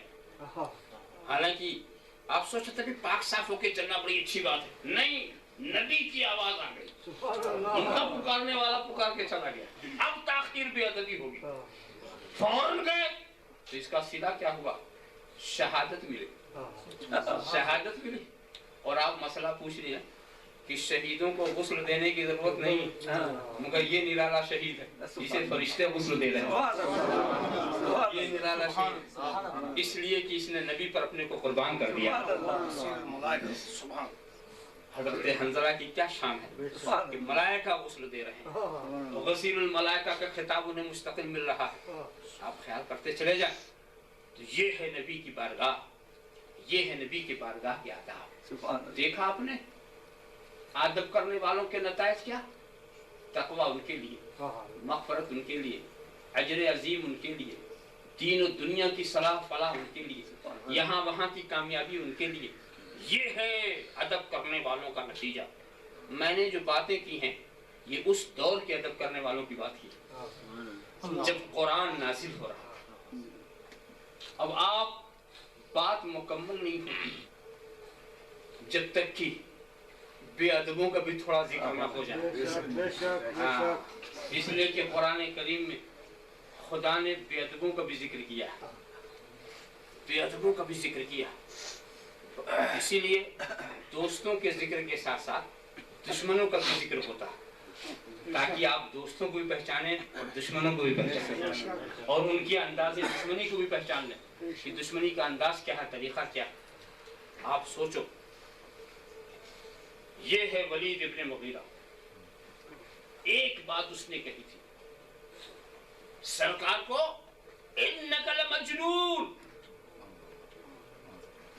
سرکار کو مخاطب ہو کر کے اس نے کہا کہ آپ مجنون ہیں۔ تو رب تبارک و تعالیٰ نے کیا کیا؟ نبی نے کوئی جواب دیا؟ نہیں، نبی جواب نہیں دے اپنے بدگوئے نبی جواب نہیں دے نبی کو برا کہنے والے نے برا کیا نبی خاموش ہے مگر رب تبارک و تعالی وہ خاموش نہیں وہ جواب نازل فرما اس نے طے کر دیا نبی جواب دیتے تو بات وہی رہتی نا کہ وہ حدیث بنتی حدیث کی صورت میں ہمارے سامنے لوگ اس میں شک دلاتے اسی لیے قرآن کا نزول ضروری قرآن کا نزول ضروری تو پہلے سرکار کی تسلی فرمائی وما انت بنعمت ربک بمجنون انک لک لعجرا غیر ممنون انک لعلی خلق عظیم پہلے تعریف ہو رہی محبوب کی اے محبوب آپ اپنے رب کی فضل سے مجنون نہیں ہیں آپ کے لیے تو بے پایا اجر ہے آپ تو خلق عظیم والے ہیں ارے محبوب یہ جو مجنون کہنے والا لا تطع كل حلاف مهين هماز مشاء بنميم مناع للخير معتد عصيم بعد ذلك زنيم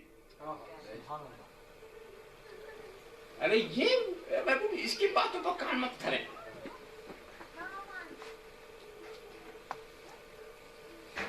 یہ جھوٹی قسمیں کھانے والا یہ کمینہ خسرت والا سخت دل یہ چغل خور یہ تانا باز اب قرآن کا لب و لہجہ دیکھیں یہ بھلائی سے روکنے والا یہ سرکشی ذاتی کرنے والا یہ گنہگار مجرم اور اے محبوب اتنا ہی نہیں وبعد ذالک زنیم یہ حرام کا بچہ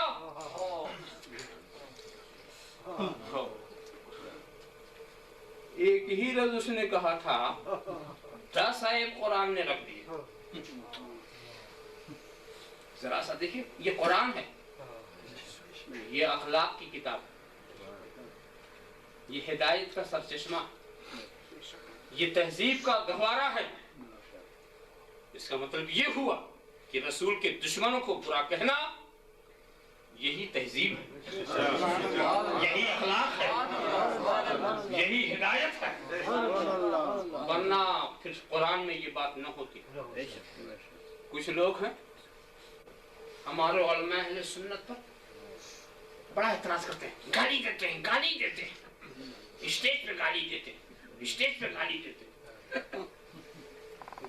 تو ہم نے کہا کہ تم بھی تو گالی دیتے ہو وہ تو اسٹیج پہ دیتے ہیں تم نماز میں گالی دیتے ہو نماز میں کہتے ہو کہ نہیں اعوذ باللہ من الشیطان الرجیم شیطان مردود خدا کی نماز پڑھنے گیا تھا شیطان کو مردود کہنے لگا یہ شیطان ہے یہ مردود ہے پڑھتے ہو کہ نہیں شیطان مردود کہا کہ نہیں کہا نماز میں تو مولانا تو کرتے ہیں اسٹیج پر گالی دیتے اور تو نماز میں گالی دیتے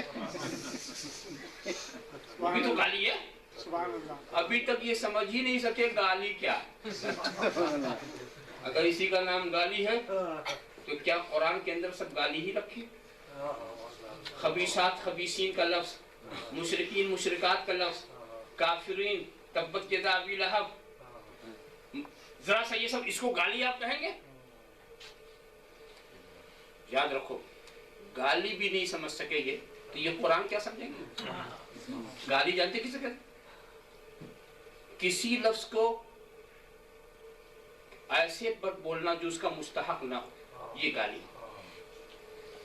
جو چور نہ ہو اس کو چور کہنا گالی جو شرابی نہ ہو اس کو شرابی کہنا گالی مگر چور کو چور کہنا یہ گالی نہیں اور شرابی کو شرابی کہنا جو جس لفظ کا مستحق ہے اس کو وہ کہنا گالی نہیں ہے ایمان والے کو کافر کو گالی مگر کافر کو کافر کہنا یہ گالی نہیں مشرک کو مشرک کہنا یہ گالی نہیں تو جو لوگ اپنے مستحق پر مصداق پر بولا جائے اسے گالی نہ سمجھو شیطان شیطان ہے اس لیے ہم اسے کہتے ہیں وہ رجیم ہے اس لیے ہم اسے رجیم کہتے ہیں تو گالی ہمیشہ میں کہتا ہوں گالی کیا بعض اچھے الفاظ ہوتے ہیں مگر اگر مصداق کے خلاف بولو تو گالی ہو جائے مثال کے طور پر آپ کسی یہودی کو جا کے مسلمان کو مارنے کو دوڑے گا، مسلمان لوگ بڑا اچھا ہے، میں وہ سمجھتا جب میں یہ نہیں ہوں تو میرے لیے گالی ہے۔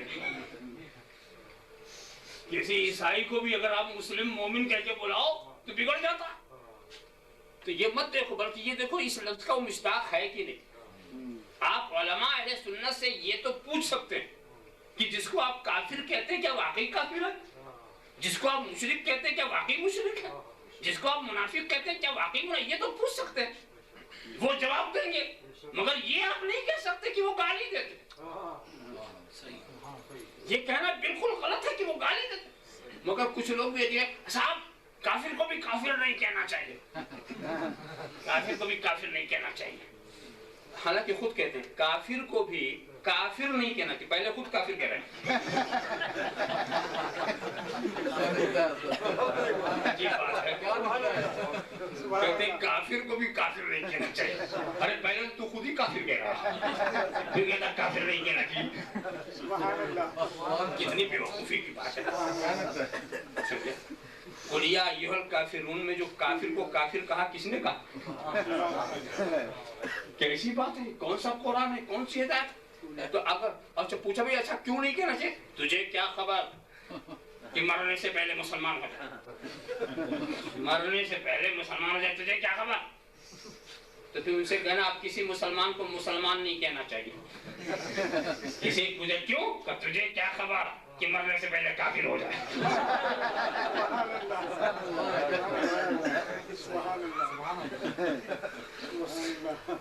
کیا بیوقوفی، ارے بھائی مرنے سے پہلے جو ہوگا وہ کہہ لیں گے ہم، مگر ابھی جو ہے وہ کہیں گے، ابھی جو ہے وہ کہیں گے، ابھی مسلمان ہے تو مسلمان کہیں گے، کافر ہے تو کافر کہیں گے، اور جب بدل دے گا تو ہم بھی بدل دیں گے۔ بات یہ تھی سرکار کے، اب میں دوسری طرف آپ کی توجہ لے جانا چاہتا ہوں، وہ ٹھیک ہے کہ اس نے مجنون کہا تو 10 ہے اس کے قرآن نے شمار کرا دیا، اور اس میں ایک ہے بھی ایسا جس کا پتہ اسے بھی نہیں تھا کہ وہ حرام کا بچہ، یہ اسے بھی پتہ نہیں تھا، مگر ایک بات میں پتہ، جب نبی نے یہ بات کہی تو اسے یقین ہو گیا کہ میں ایسا ہی ہوں۔ نبی کو مان تو نہیں رہا مگر ماں کے پاس پہنچ گیا، اے ماں تجھی کو پتا ہے کہ میرا معاملہ کیا ہے، اور بڑے تیش میں تھا، تلوار ہاتھ میں نہیں ہے، سچ بتانا محمد عربی صلی اللہ علیہ وسلم، 10 ہے میرے اندر شمار کرائیں، 9 میرے اندر وہ تو میں جانتا ہوں، 9 میرے اندر ہیں وہ میں جانتا ہوں، مگر یہ 10واں یہ تو ہی جانتی ہے، بتا، اور سچ بولنا ورنہ گردن اڑا دوں گا، اس لیے کہ محمد جھوٹ نہیں بول سکتے۔ نعرہ تکبیر، رسالت، اسلام، نعرہ غوثیہ، ذرا سا دیکھیے کیا کہو، وہ جھوٹ نہیں بول سکتے، سچ بولنا۔ میں غضب کی بات سناؤں، کھلا ہوا کافر، ازلی بدنصیب بدبخت ولید ابن مغیرہ رسول کو اذیت پہنچاتا ہے، تکلیف کرتا پہنچاتا ہے، مگر اپنے ذہنی خیالات اس کے یہ ہیں کہ محمد جھوٹ نہیں بول سکتے۔ نبی کی سچائی آفتاب کی طرح روشن ہے، جھوٹ نہیں بول سکتے، کھلا ہوا کافر کہتا کیا ہے کہ محمد جھوٹ نہیں بول سکتے، اور آج کا کلمہ پڑھنے والا کہتا ہے خدا جھوٹ بول سکتا ہے، خدا جھوٹ بول سکتا ہے۔ ارے جو راز اس کے کفر نے سمجھ لیا، ان کا ایمان نہ سمجھ سکا،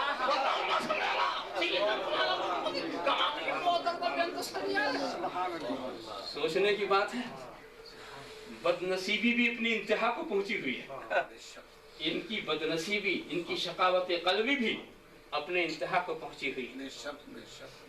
خیر ہمارے نزدیک تو خدا ایسا سچا ہے کہ جس سے جھوٹ کا امکان محال، جھوٹ بولنا محال، محال بالذات، مگر یہ تو مانتے ہیں نا کہ خدا کا جھوٹ بولنا ممکن، مانا نا خدا کا جھوٹ بولنا ممکن، تو اب اس سے ایک نتیجہ میں نے دوسرا نکال لیا.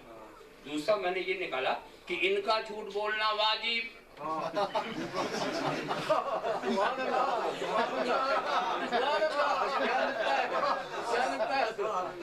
میں دلیل سے سمجھاتا ہوں کہ ان کا جھوٹ بولنا واجب. کیوں؟ اس لیے کہ شرک کسے کہتے ہیں؟ جیسی خدا کی شان ویسے ہی بندوں میں مان لو، تو یہی تو شرک ہے. تو اب خدا کا جھوٹ بولنا بھی ممکن اور تیرا بھی جھوٹ بولنا ممکن، تو تم مشرک ہو گئے.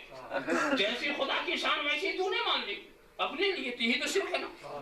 تو اب شرک سے بچنے کی شکل یہ ہے کہ اگر وہ ممکن ہو تو یہ واجب ہو. اسی لیے ان کا جھوٹ بولنا واجب. کبھی کوئی سچی بات کرتے ہی نہیں. ارے بھئی اپنے کو ایمان والا کہنا ہی کتنا بڑا جھوٹ ان کا. تو اب اس کے بعد اور کسی سچی بات کی کیا توقع؟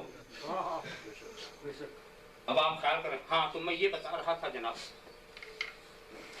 ماں نے اعتراف کر لیا کہ ہاں بیٹے مجھ سے غلطی ہوئی، تیرا باپ بڑا دولت مند تھا، کوئی بیٹا نہیں تھا، تو ایک چرواہے کی گناہ کا نتیجہ.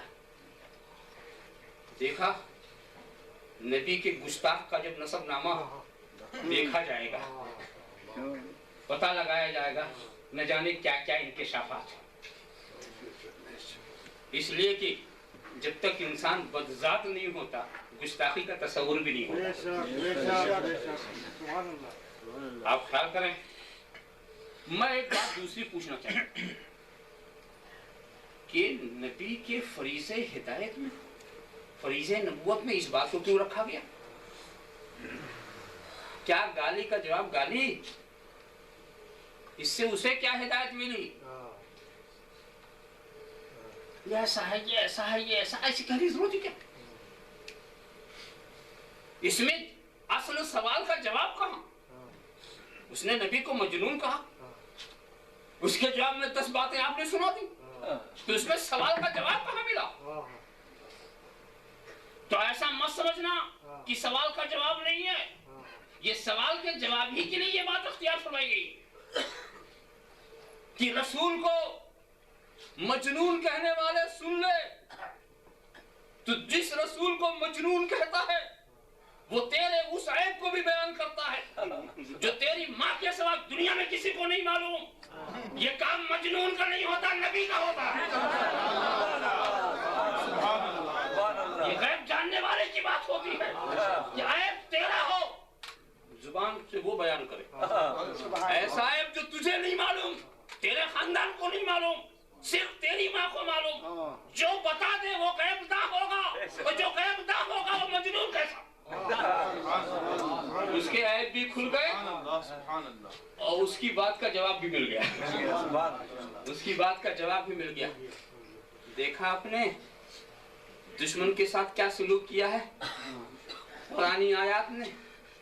اب اٹھاؤ اس دشمن کو جس کو ابو لہب کے نام سے آپ جانتے ہیں. ایک ہی بار اس نے کہا تھا، ایک بار کہا تھا، تَقَلَّقَ سَائِرَ الْيَوْمِ أَلِهَذَا جَمَعْتَنَا. ہلاکت ہو تمہارے لیے، کیا اسی لیے ہمیں بلایا تھا؟ کیا اسی لیے جمع کیا تھا؟ ایک بار کہا، آیت آ گئی، تبت یدا ابی لہب وتب. پوری آیت آ گئی. اب ساری امت پڑھ رہی ہے کہ نہیں؟ اور قیامت تک پڑھے گی. میرا خدا بھی چاہتا ہے کہ رسول کے دشمنوں کا ذکر قیامت تک ہوتا رہے تاکہ دوسرے دشمنوں کو سبق ملتا رہے. دشمنوں کا ذکر بھی اصل میں اس محبوب کی تعریف. دیکھا آپ نے آیت اتر آئی اور پھر اس کے بعد دیکھو دشمن تو ہے مگر نبی کے اختیار، نبی کی دعا کی تاثیر کا کیسا قائل. 2 بیٹے تھے اس کے، عتبہ اور عتیبہ، اور اس وقت مشرکین سے نکاح ممنوع نہیں قرار دیا گیا تھا. نبی کریم کی 2 شہزادیاں منسوب تھیں ان دونوں سے. ابو لہب نے دونوں کو مجبور کیا کہ طلاق دے دو، تو عتبہ نے تو گستاخانہ انداز سے طلاق دیا. عتیبہ نے جا کے معذرت کر کے کہ باپ کی سختی ہے، مجبور ہوں، کچھ کر نہیں سکتا، معذرت کر کے طلاق دیا، تو سرکار کے عتاب میں وہ نہیں آیا، سرکاری عتاب سے وہ بچ گیا۔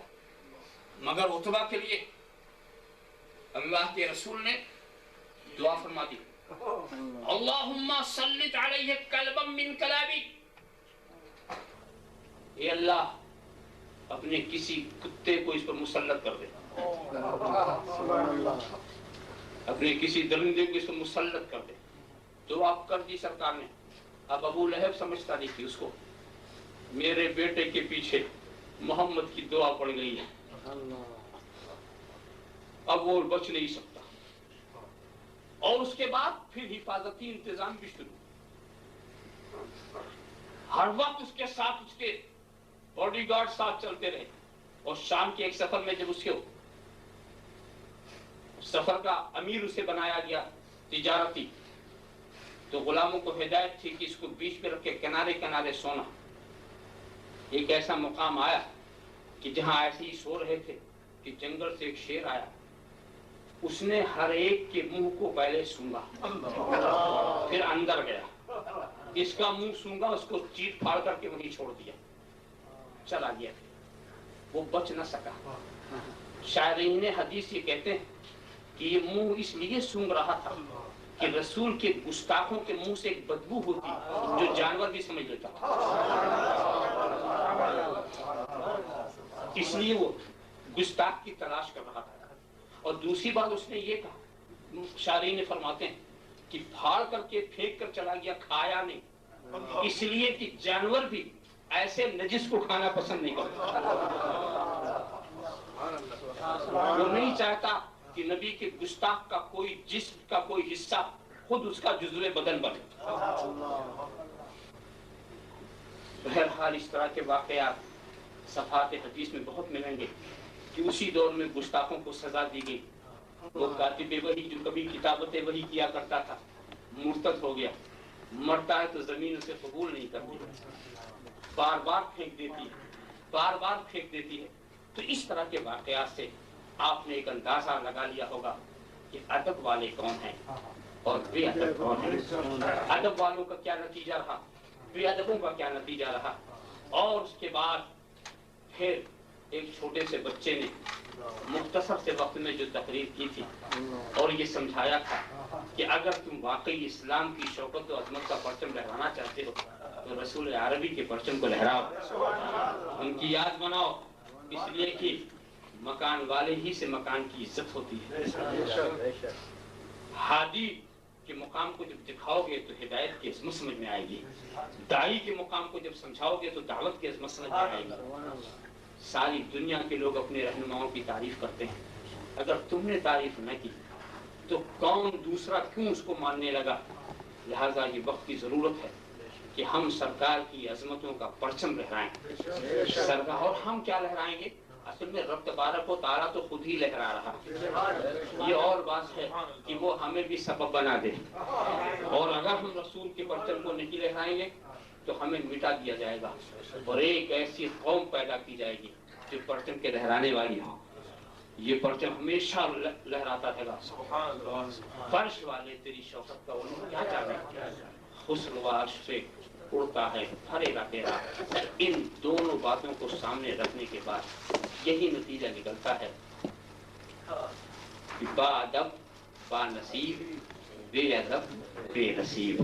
وآخر دعوانا الحمدللہ۔